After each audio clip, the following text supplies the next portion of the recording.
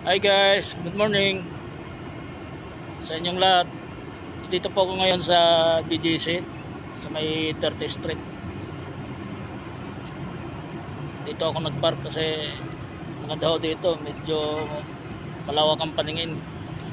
Tsaka mahangin dito, hindi pa masyadong mainit kasi natatakpan pa ho yung araw ng mga building kasi nagtataasan ho dito ang mga building guys. So, tingnan mo. Yan o. Ang ganda ng view dito. Kaya sa umaga talaga ang ganda ng mga view dito. Dami dito nag-jogging, nag-walking, nagbabiking guys.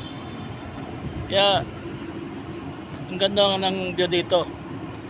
Tsaka kung may mga motor kayo na ipaparking, maganda ho dito magparking. Maraming bakante, malawak ang parking area ho dito.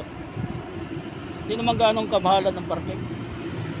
Ang 2 oras daw, ano lang, nasa 60.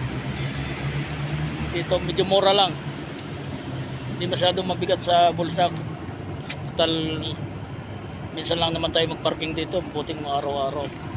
Yung mga ano talaga dito, nag-opisina ng kawawa kasi mahal dito ang parking sa paghapon. Mahigit 200 siguro ang 8 oras. Kaya yung OT nila napupunta lang sa parking pay.